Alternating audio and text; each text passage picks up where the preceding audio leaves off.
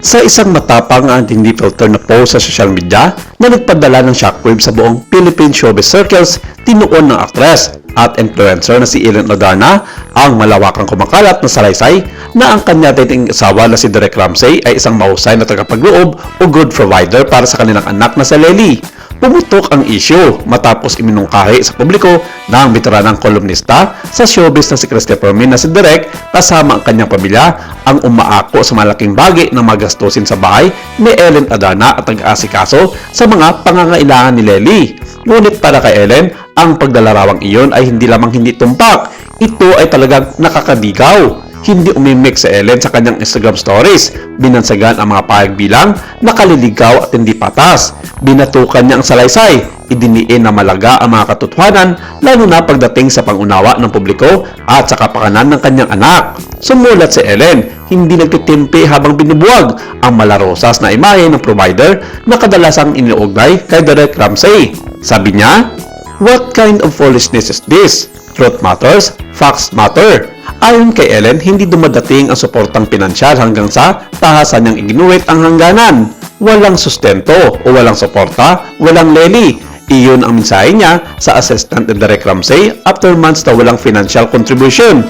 Sa kalaunan, nagbigay sa Derek ng credit card na may limitasyong 50,000 pesos, ngunit sinabi ni Ellen Adarna na ang halagang iyon ay sumasaklaw lamang sa halos 55.8% ng kabuang gastos ni Lely, malayo sa sapat para sa patuloy na pangangailangan ng isang bata. Nilinaw din ni Ellen Adarna na hindi binabayaran ni Derek ang kanyang pamilya, ang kanyang household staff o living arrangement, taliwas sa sinasabi ng ilang mga ulat. Ibinunyag niya na siya ay gumagamit ng 5 yaya, 2 nakatuon kalyana na binanggit na isa lamang ang binabayaran sa tabi ni Derek at siya mismo ang nagbabayad ng mga grocery at sa kanyang sariling tahanan. Ang dahilan kung bakit tanong kapansin-pansin ang payag ni Ellen ay hindi lamang akusasyon.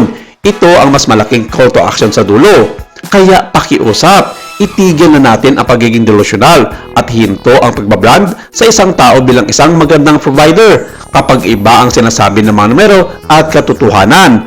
Ang isang tunay na provider ay hindi naghihintay na tawagin. Kusa siyang nagbibigay, kumukusa siya, hindi siya umaasa sa mga salita, pagbaluktot o pampublikong imahe. Ang kanyang mga salita ay tumama sa isang mas malawak na pag-uusap tungkol sa imahe laban sa katotohanan, lalo na sa isang mundo kung saan ang mga salaysay ng celebrity ay kadalasang hinuhubog ng mga publicist, tabloid at rumor mill kaysa sa aktwal na mga katotohanan. Ang backdrop sa pinakabagong kontrobersiyang ito ay isang relasyon na naging magulo sa publiko na may mga naunang naulat tungkol sa mga paghiwalay, mga akusasyon at misteryosong post mula sa magkabilang panig.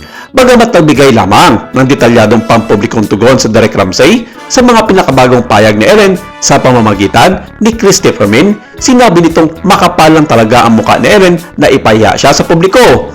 Ang ilang mga tagamasid ay nangangatwiran na narinig natin ang isang bahagi ng kwento habang ang iba ay pumapalakpak kay Ellen para sa pagsasalita ng hagayan ng pagtatanggol sa kanyang bersyon ng mga kaganapan.